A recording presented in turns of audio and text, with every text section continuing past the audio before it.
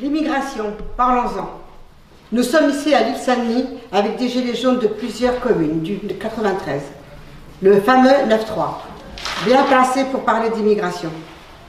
Emmanuel Macron a annoncé vouloir ouvrir un débat national sur l'immigration et sur l'introduction du quota pour l'entrée des étrangers.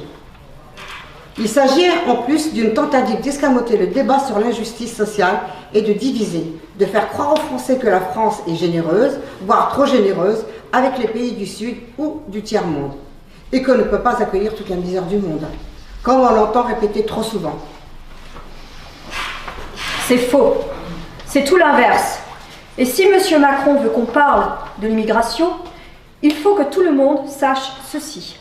La France ne possède ni mine d'or, ni uranium, ni pétrole, ni café ou cacao, ni coltan, ce minerai indispensable à la fabrication des avions ou des smartphones, par exemple. Et ce n'est pas le camembert français, si bon soit-il, qui peut lui servir de monnaie d'échange pour tout ce qu'elle ne possède pas. Alors la France a recours au pillage et à l'échange inégal. Après l'esclavage et la colonisation, la France continue à voler les ressources de nombreux continents, dont l'Afrique, en leur imposant des traités aberrants, des cultures intensives pour l'exportation, source de famine pour des millions de paysans et leurs familles, et en imposant des guerres. Il faut aussi parler des fameux biocarburants présentés comme écologiques. Les biocarburants ont ruiné l'agriculture de très nombreux pays du Sud. Ils nous sont vendus comme une source d'énergie alternative propre. Mais sait-on que pour produire ces agrocarburants, on brûle des millions d'hectares de cultures agricoles, une véritable tragédie pour les petits paysans et les éleveurs, notamment en Afrique. Et la production des agrocarburants nécessite beaucoup d'eau. Il en faut 4000 litres pour obtenir ne serait-ce qu'un litre de bioéthanol.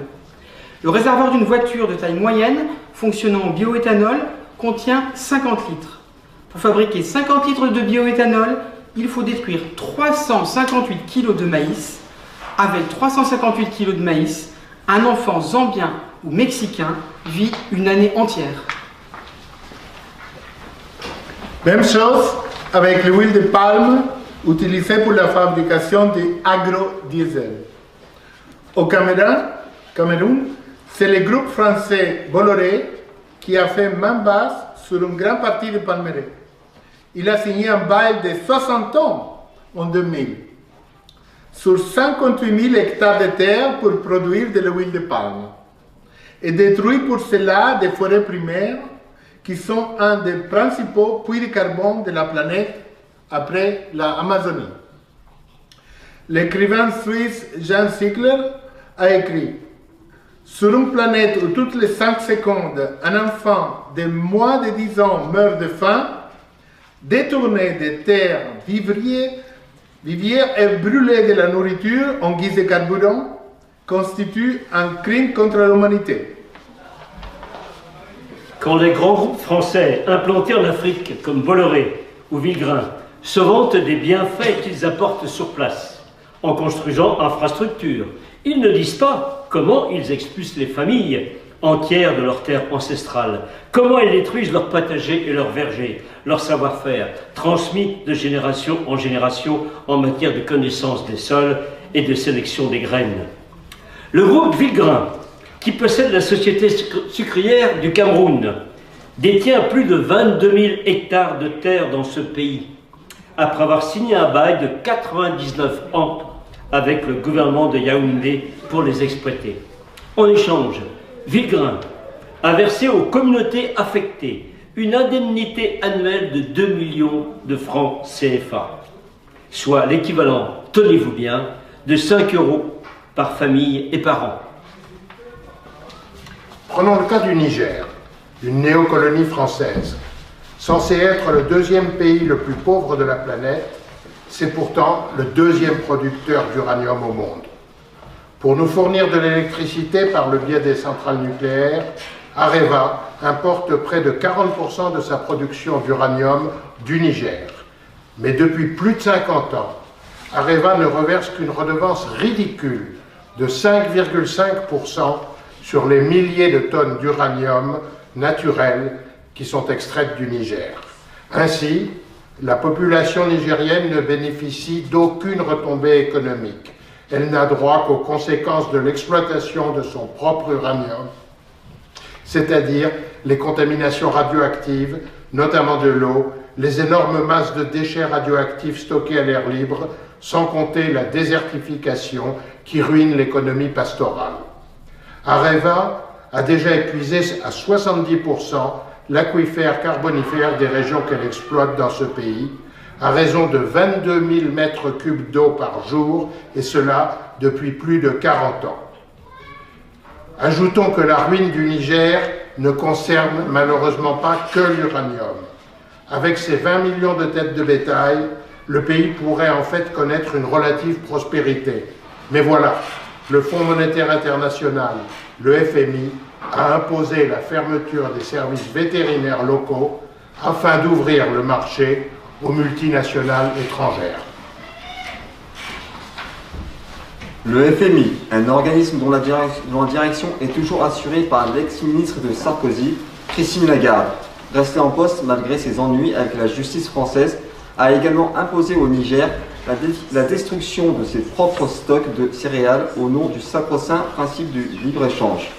Conséquence, plus de stocks pour faire face aux aléas, et la famine attaque désormais ce pays africain tous les 2 ans. Qu'on ne s'étonne pas ensuite si les Touaregs se révoltent contre cette situation ou si des Nigériens essaient d'émigrer. Prenons un autre exemple, celui du Sénégal. Au Sénégal, les sociétés françaises comme la Fruitière de Marseille, dont les principaux actionnaires sont les grandes chaînes de supermarchés françaises, se font attribuer des dizaines de milliers d'hectares de terre pour des durées illimitées, avec une exemption d'impôt de 99 ans. Elles produisent des fruits et des légumes dont 98% sont exportés vers l'Europe. Traditionnellement, la terre rurale n'appartient à personne dans la plupart des pays africains. Il n'y a pas de cadastre rural. Les communautés paysannes possèdent un droit d'usufruit illimité des terres qu'elles occupent. Mais par d'obscures négociations qui se déroulent à Dakar entre l'État et les multinationales françaises et étrangères, les paysans se retrouvent dépossédés de leurs terres avec la complicité de fonctionnaires sénégalais grassement récompensés.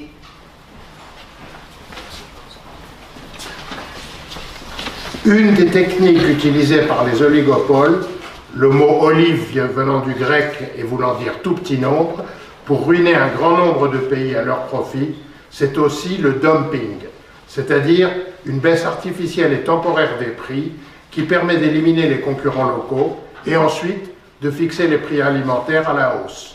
Tout ceci avec l'aide de fortes subventions de la part de l'Union européenne à nos industriels de l'agroalimentaire. Au Cameroun, par exemple, ils ont ruiné la production de poulets autochtones avec des importations massives de poulets étrangers bon marché. Et dès que les éleveurs de poules et producteurs d'œufs ont été ruinés, ils ont augmenté leurs prix. Non seulement les puissants accaparent la terre des millions de paysans et les condamnent ainsi à la famine ou à l'exode, mais en plus ils provoquent des famines en spéculant sur les matières premières de ce pays, comme le riz, le maïs ou l'huile. Ces groupes fixent le prix des aliments par le biais de leurs traders dans les bourses des matières premières agricoles. Ils décident ainsi chaque jour qui va mourir et qui va vivre, en invoquant les lois naturelles du marché, comme si c'était des lois de la nature.